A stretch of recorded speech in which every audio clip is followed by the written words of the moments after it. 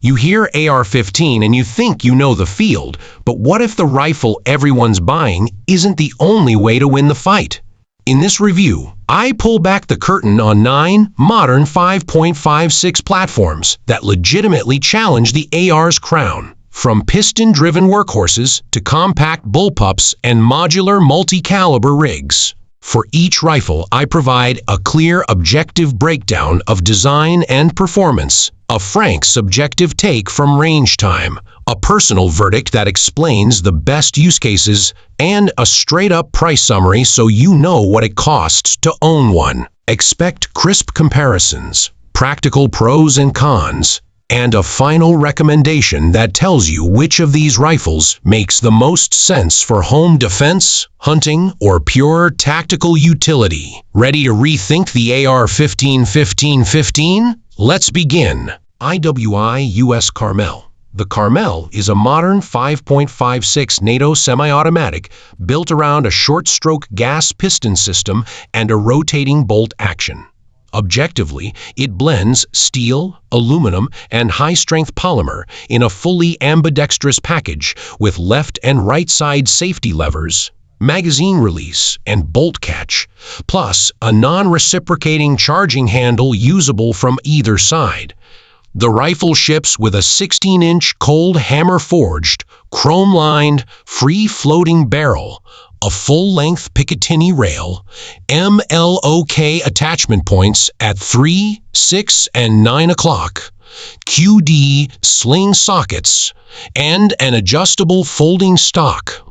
A 2-position gas regulator makes suppressed shooting straightforward, and all metal parts are corrosion-resistant.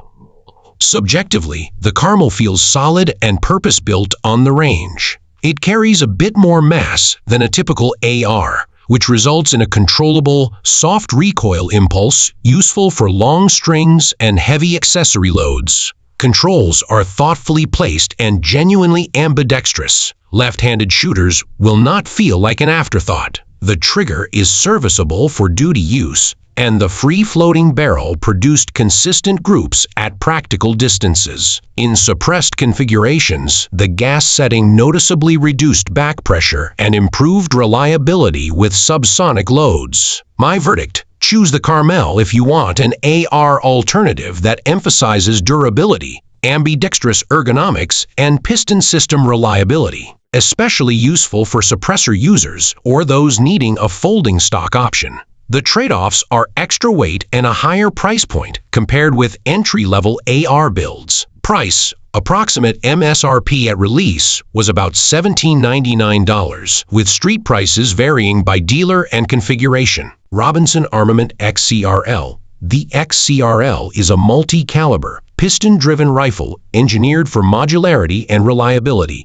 Objectively, it uses a long-stroke piston system with a 3-lug rotating bolt, accepts standard AR-15 magazines, features factory-installed ambidextrous controls, and provides a full-length Picatinny rail with MLOK attachment options. A 5-position adjustable gas system lets the shooter tune cycling for a wide variety of loads and suppressor setups, while the platform supports relatively quick caliber conversions via barrel and bolt swaps and offers several barrel length options. On the range, the XCRL shoots soft and balanced. The long-stroke piston and heavy rotating bolt smooth recoil impulses and help rapid follow-up shots feel natural. Ergonomics are familiar to AR users. The chassis is beefy under accessory loads, and swapping calibers is practical once you've practiced the steps. My verdict: the XCRL is ideal if you want one serialized platform to serve multiple roles: patrol carbine, hunting with a heavier conversion and suppressed precision work, and you value durability and configurability over the lowest upfront cost. Price: suggested retail around $2,200,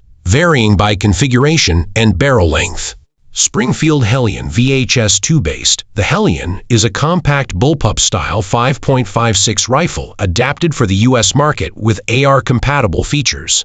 Objectively, it pairs a short-stroke gas piston system with a 16-inch barrel in a package roughly 28.25 inches long. accepts standard AR pattern magazines, offers ambidextrous controls including reversible ejection, and provides a full-length top rail with MLOK slots on the handguard. The charging handle and safety are user-friendly for both hands, and the stock includes an adjustable cheek riser and multiple QD sling points. Subjectively, the Hellion feels surprisingly natural after adapting to bullpup ergonomics. Its rearward balance makes it compact and controllable in close quarters, and reduces perceived muzzle rise. The trigger is acceptable for combat use, though not match level. The piston system provided clean extraction across common 5.56 loads, and optics and accessories mount without crowding the platform. My verdict: pick the Hellion if you want full barrel performance in a much shorter package for urban operations, vehicle use, or as a compact truck gun. Downsides are the typical bullpup trade-offs: an unconventional manual of arms for magazine changes, and a trigger that won't satisfy precision shooters. Price: expect mid to high range pricing for factory bullpups adapted for the US market, reflecting the VHS2 pedigree and domestic configuration work. IWI Tavor 95. The Tavor 95 is a compact bullpup designed for durability and ergonomic efficiency in close quarters roles. Objectively, it features a long-stroke piston, a 3-lug rotating bolt, a polymer composite chassis, a typical 16-inch barrel in a 26-inch overall package, a full-length top rail, integrated iron sights, and multiple sling points. The CH-95 accepts standard NATO magazines, is largely ambidextrous, and its short, smooth ejection path is user-friendly for left and right-handed shooters. On the range, the CH-95 feels nimble and controlled. The rearward balance makes target transitions quick. Recoil is mild and well-damped, and many CH-95 triggers are notably good for a bullpup, which improves rapid-fire accuracy. Ergonomics are intuitive, though magazine changes require different muscle memory compared to ARs. My verdict: the X-95 earns its reputation as a reliable, compact option well-suited to urban environments, patrol duties, or as a truck gun where overall length matters. Main trade-offs include unconventional reload mechanics and a smaller aftermarket compared to AR platforms. Price: expect mid to high range pricing relative to standard AR carbines, reflecting design uniqueness and manufacturing costs. CZ Bren 3. The Bren 3 is the third-generation evolution of CZ's Bren family, designed as a modern short-stroke piston 5.56 rifle with high modularity and multiple barrel length options. Objectively, the platform is offered in various barrel lengths, uses cold hammer-forged chrome-lined barrels, features AR-style ambidextrous controls and a non-reciprocating charging handle, and provides an MLOK handguard and full-length top rail. The receiver is machined from aircraft-grade aluminum, and the gas system is adjustable for suppressors and different ammunition. On the range, the Bren 3 feels substantial but balanced, with consistent extraction, positive ejection, and the mechanical stoutness you expect from a professional-grade service rifle. Ergonomically, it's familiar to AR users. The modular forend is useful for accessories, and accuracy out of longer barrels is more than adequate for practical engagement ranges. My verdict: the Bren 3 is a strong option for buyers wanting a purpose-built service rifle with NATO-grade durability. It's well-suited to law enforcement, private security, and serious civilian owners who want a reliable, long-lived platform. If you want the broadest aftermarket or easiest caliber swaps, other platforms may be preferable. But for quality factory build and durability, the Bren 3 is compelling. Price: typical US retail listings for 5.56 Bren variants commonly fall roughly between $1,600 and $2,300 depending on barrel length and configuration, with many 16.5-inch configurations often near the $1,600–$1,800 neighborhood. Palmetto State Armory JHL 2.0. The JHL 2.0 blends AK-style long-stroke operation with AR-style ergonomics and modern modularity. Objectively, It centers on a monolithic upper receiver and a piston system intended to be field strippable without tools, which enables a folding stock and an upper contained recoil system instead of a buffer tube. The platform supports a range of barrel lengths and configurations and accepts common AR-style lowers and magazines in certain variants. On the range, the JAKL 2.0 feels compact and punchy. Its long-stroke piston delivers predictable cycling, and the monolithic upper plus folding stock make it convenient as a truck or patrol rifle. Updated controls and ergonomics on the 2.0 models improve handling and accessory placement. My verdict: the JAKL 2.0 is a great pick if you want a non-AR take on the modern sporting rifle that remains compatible with many AR-style accessories and magazines. It's especially useful as a truck gun, home defense carbine, or compact patrol rifle. Trade-offs include a smaller aftermarket than ARs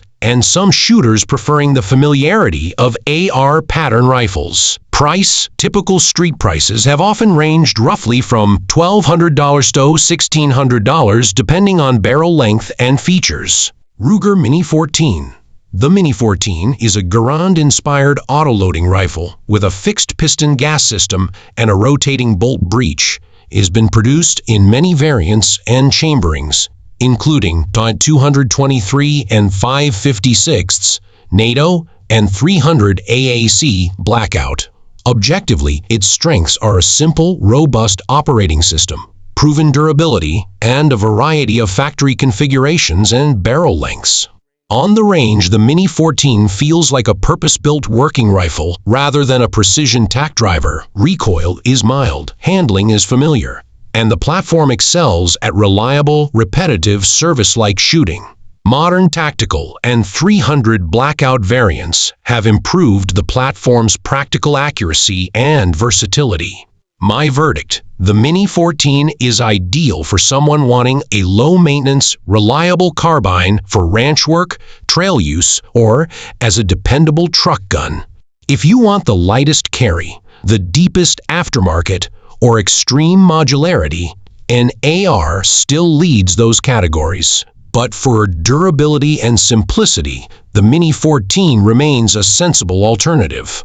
Price: Ruger's factory MSRPs vary by model, with many listings in the $1,200, $1, $850 band, and common street prices often appearing in the $900, $1,300 range depending on configuration and market conditions.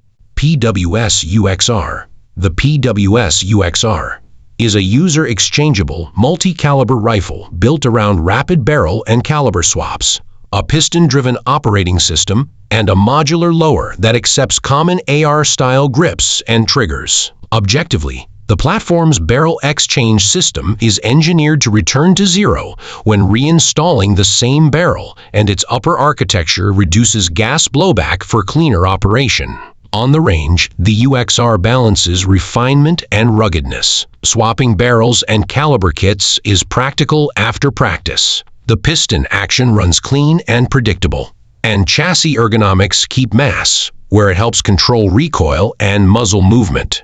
My verdict: the UXR appeals to shooters who want one serialized platform to cover many roles through conversion kits rather than buying multiple rifles. It is forward-thinking and flexible but comes at a premium and requires practice to master fast caliber changes. Price: positioned as a premium modular rifle, UXR variants and comparable modular PWS rifles commonly list in the roughly $2,000 to $2,600 range, depending on configuration and included conversion kits. Palmetto State Armory, VI UK. The VUC is PSA's hybrid platform that blends AK-style trunnion concepts with AR-compatible ergonomics to provide a rugged, user-friendly rifle that still accepts AR fire control parts. Objectively, it features a reinforced trunnion, a dual-action mag release paddle, a rearward charging handle, and a polymer-compatible lower handguard with ambidextrous-friendly controls.